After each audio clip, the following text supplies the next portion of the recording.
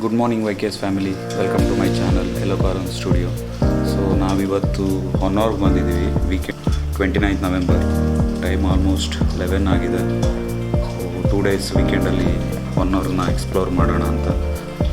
Morning almost 7 ಆಗೇ reach ಆದವು. Almost 7 reach ಆಗಿದ್ದು. ಬಟ್ ಚೆಕ್-ಇನ್ ಬಂದುಬಿಟ್ಟು 12 ಇದ್ದಿದ್ದರಿಂದ ಬೆಳಗ್ಗೆ ಬ್ರೇಕ್ಫಾಸ್ಟ್ ಮಾಡಿಕೊಂಡು ಅಲ್ಲೇ ಹೊನ್ನಾವರ್ ಟೌನಲ್ಲಿ ಮತ್ತು ಅರೌಂಡ್ 9ಗೆ ಚೆಕ್-ಇನ್ ಮಾಡೋದಕ್ಕೆ ಹೋಟೆಲ್ ಹತ್ರ ಬಂದು. ಅವ್ರದ್ದು ಕಾಂಟ್ಯಾಕ್ಟ್ ನಂಬರು ಇರಲಿಲ್ಲ, ಹಾಗಾಗಿ ನಾನು ಕಾಂಟ್ಯಾಕ್ಟ್ ಮಾಡೋಕ್ಕೂ ಆಗಲಿಲ್ಲ.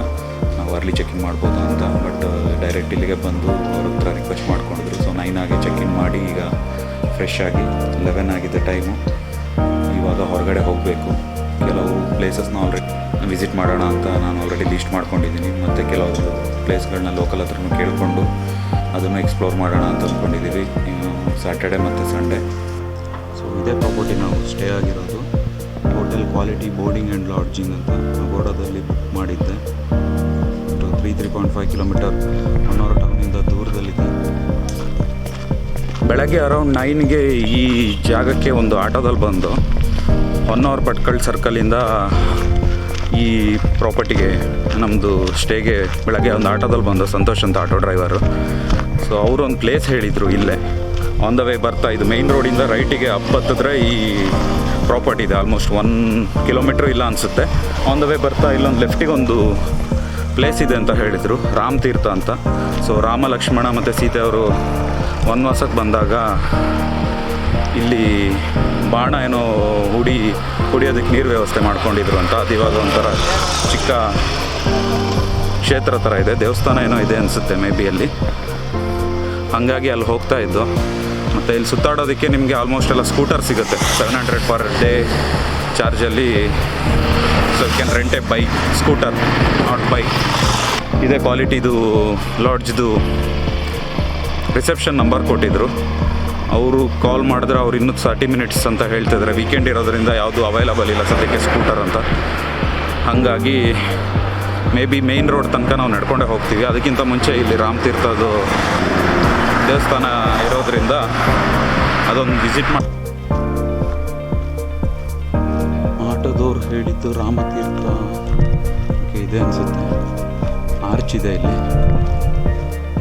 ಸೊ ಹಿಂಗೆ ಡೌನ್ ಕೆಳಗೆ ಹೋದರೆ ನಿಮಗೆ ಹೊನ್ನಾವರ್ ಮೇಯ್ನ್ ರೋಡ್ ಸಿಗುತ್ತೆ.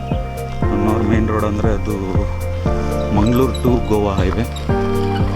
ರಾಮೇಶ್ವರ ದೇವಾಲಯ, ರಾಮತೀರ್ಥ ಹೊನ್ನಾವರ್.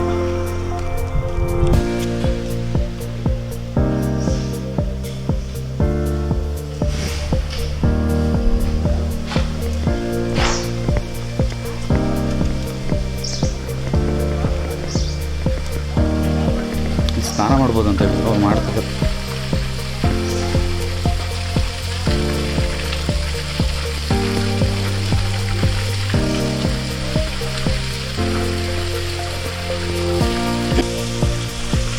ಗುಹೆನೂ ಇದೆ, ಈಗ ಎಲ್ಲಿಗೆ ಹೋಗುತ್ತೆ ಅಂತ ಗೊತ್ತಿಲ್ಲ.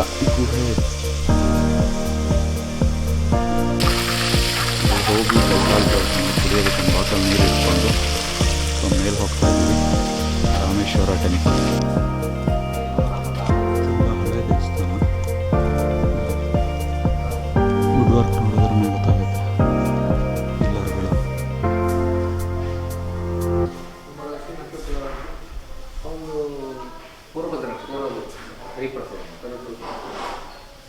ಹೇಳ್ತದೆ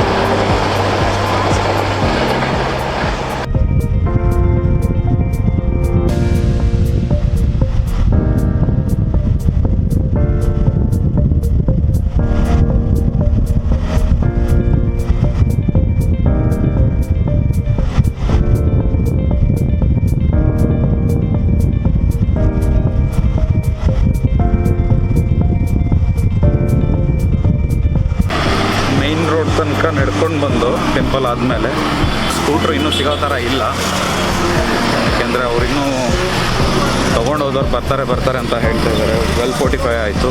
ಸೊ 1 hour ಟೌನಿಗೆ ಬಂದು ನಾವು. ಸೊ ಯಾರೋ ಒಬ್ಬ ಆಟೋದವನು ಒಳ್ಳೆ ಮನುಷ್ಯ ಡ್ರಾಪ್ ಕೊಟ್ಟೋದ, ಹಣನೂ ತೊಗೊಳ್ಳಿಲ್ಲ. ಆಲ್ರೆಡಿ ಯಾವುದೋ ಗೂಡ್ಸ್ ತೊಗೊಂಡು ಹೋಗ್ತಾ ಇದ್ದ ಅಂತ. ಅವ್ರು ಬಂದುಬಿಟ್ಟು one of the taluk Uttara Kannada ಡಿಸ್ಟಿಕ್ಕಲ್ಲಿ.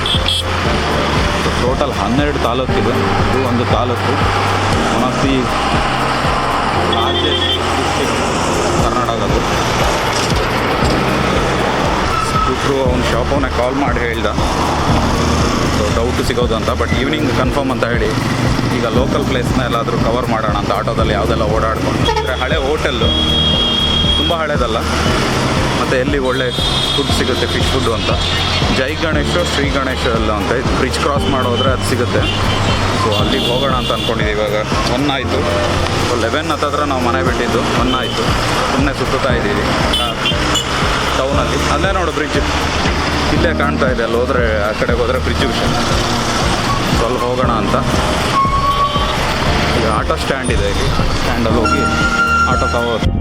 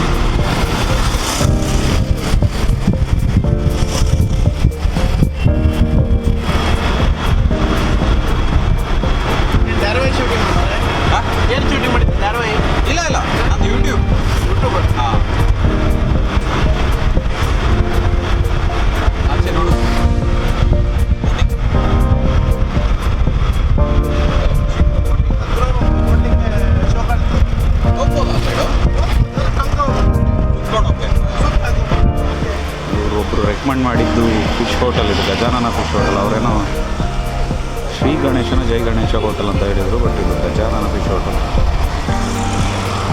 ಇದು ಬಂದುಬಿಟ್ಟು ಭಟ್ಕಳ ತಾಲೂಕಿಗೆ ಸೇರುತ್ತೆ. ಆ್ಯಕ್ಚುಲಿ 1 ಅವರಿಂದ ನಾವು ಶರಾವತಿಗೆ ರಿವರ್ ಕ್ರಾಸ್ ಮಾಡಿದ್ವಲ್ಲ, ಅದು ಬಂದುಬಿಟ್ಟು 1 ಅವರಿಂದ ಬ್ರಿಡ್ಜ್ ಕ್ರಾಸ್ ಮಾಡಿದ್ಮೇಲೆ ಭಟ್ಕಳಿಗೆ ಸೇರೋ. ಇದು ಮತ್ತು ಇನ್ನೊಂದು ಸ್ಪೆಷಾಲಿಟಿ ಏನಂದರೆ ಇದ್ರ ಹತ್ರನೇ ಇಕೋ ಬೀಚ್ ಪ್ಲಸ್ ಮ್ಯಾಂಗ್ರೋವ್ದು ವಾಕ್ ಇದೆಯಲ್ಲ, ಅದು ನಿಯರ್ ಬೈ ವಾಕಬಲ್ ಡಿಸ್ಟೆನ್ಸ್ ಇಲ್ಲಿಂದ.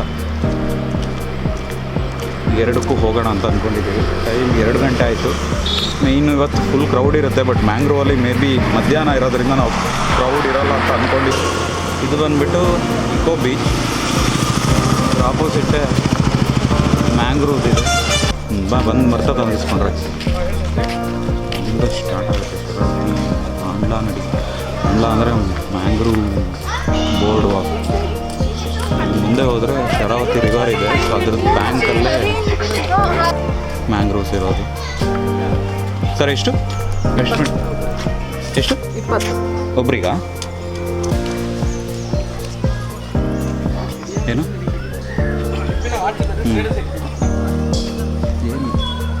ಹಿಸ್ಟ್ರೀಸ್ ಆಫ್ ಮ್ಯಾಂಗ್ರೋವ್ಸ್ ಎಲ್ಲ ಫುಲ್ ಡೀಟೇಲ್ಸ್ ಕೊಟ್ಟಿದ್ದಾರೆ. ಇಷ್ಟು ಹೈಟಲ್ಲಿ, ತುಂಬ ಹೈಟಲ್ಲಿದೆ ಆ್ಯಕ್ಚುಲಿ. ಇದು ನಾನು ಸೋಷಿಯಲ್ ಮೀಡಿಯಾದಲ್ಲಿ ನೋಡಿರೋ ವೀಡಿಯೋಗಳೆಲ್ಲ ಅಷ್ಟು ಡೌನ್ ಅಲ್ಲ, ಮತ್ತು ಸ್ಪೇಷಸ್ ಇಲ್ಲ.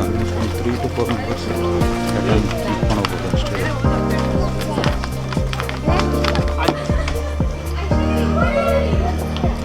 ಇದನ್ನು ಅನಿಸುತ್ತೆ ನಾವು ಬ್ಲಾಗಲ್ಲಿ ಮತ್ತು ಎಲ್ಲ ಸೋಷಿಯಲ್ ಮೀಡಿಯಾ ಪೋಸ್ಟಲ್ಲಿ ನೋಡಿದ್ದು.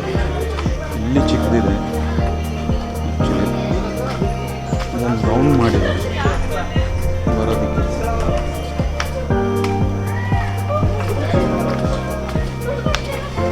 ಮೇ ಬಿ ಮಾರ್ನಿಂಗ್ ಮತ್ತು ಈವ್ನಿಂಗ್ ಟೈಡ್ ಜಾಸ್ತಿ ಆದಾಗ ಅದು ತುಂಬ ನೀರು ಬರುತ್ತೆ. ಹತ್ತಿರ ಮೇಲೆ ಬರುತ್ತೆ ಅನ್ನೋ ಗೊತ್ತಿಲ್ಲ.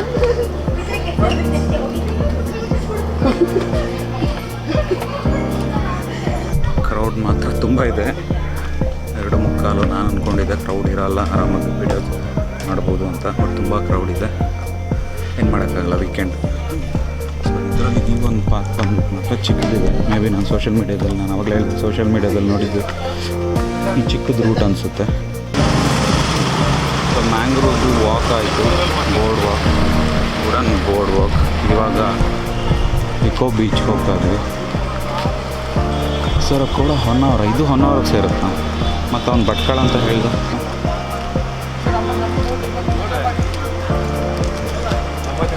ಸೊ ಮೇಯ್ನ್ ಬೋಟಿಂಗ್ ಫೇಮಸ್ ಆಗಿರೋದ್ರಿಂದ ಎಲ್ಲ ಅದರದ್ದೇ ಮಾರ್ಕೆಟಿಂಗಿಗೆ ತುಂಬ. ಸೊ ಇದು ಒಂದು ಎಂಟ್ರೆನ್ಸು ಇಕೋ ಬೀಚ್ದು. 5 ಕಿಲೋಮೀಟರ್ಸ್ ಲಾಂಗ್ ಇದೆ ಅಂತ ಬೀಚಿದು. ಪಾರ್ಕಿಂಗ್ ಇದೆ, ಈಚೆನೂ ಪಾರ್ಕಿಂಗೆ.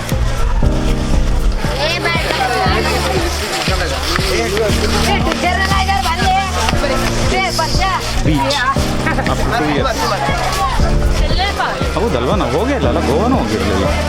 ಹೌದು, ಸೊ ಲಾಸ್ಟ್ ಬೀಚ್ ನಾನು ಹೋಗಿದ್ದು ಕುಂದಾಪುರಕ್ಕೆ. ಅದಾದಮೇಲೆ ಆಲ್ಮೋಸ್ಟ್ ಅಲ್ಲ 2 ಇಯರ್ಸ್ ಆಗಿತ್ತು ಬೀಚ್ಗೆ ಹೋಗಿರಲಿಲ್ಲ. ಹೌದಾ,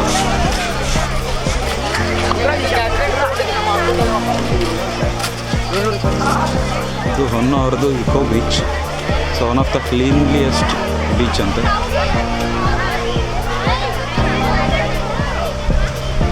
no plastic, all these things.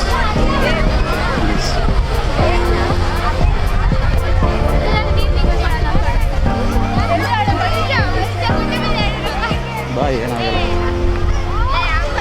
ಮರಳು ಹೋಗುತ್ತೆ ಒಳಗಡೆ, ಅಲ್ಲಿ ಮತ್ತೆ ಹೋಗಿ ಕ್ಲೀನ್ ಮಾಡ್ಕೊಂಡ್ರೆ ಆಯ್ತು.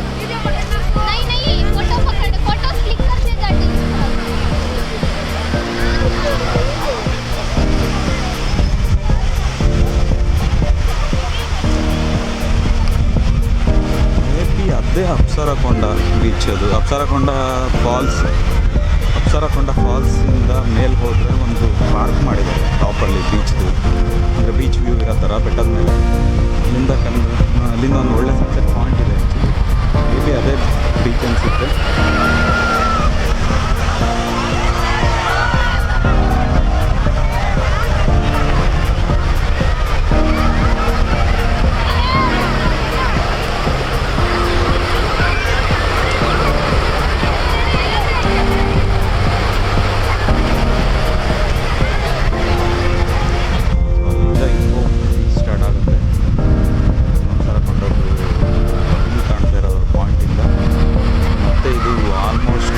ಕಿಲೋಮೀಟ್ರ್ ಅಂತ ಮೆನ್ಷನ್ ಮಾಡಿದ್ದಾರೆ ಗೂಗಲ್. ಗೊತ್ತಿಲ್ಲ, ಮೇ ಬಿ 5 ಕಿಲೋಮೀಟರ್ ಎಷ್ಟು ಅಂತ. ಸೊ ಅಲ್ಲಿ ಹೋಗಿ ಲಾಸ್ಟ್ ಎಂಡಲ್ಲಿ ಈ ಇಕೋ ಬೀಚ್ ಎಂಡ್ ಆಗುತ್ತೆ. ಅದು ಎಕ್ಸಾಕ್ಟ್ ಎಲ್ಲಿ ಎಂಡ್ ಆಗುತ್ತೆ ಅಂದರೆ ಶರಾವತಿ ರಿವರ್ ಬಂದುಬಿಟ್ಟು ಇಲ್ಲಿ ಜಾಯ್ನ್ ಆಗುತ್ತೆ, ಬೀಚಿಗೆ ಜಾಯ್ನ್ ಆಗುತ್ತೆ. ಸೊ ಅದೇ ಪಾಯಿಂಟಲ್ಲಿ ಎಂಡ್ ಆಗುತ್ತೆ.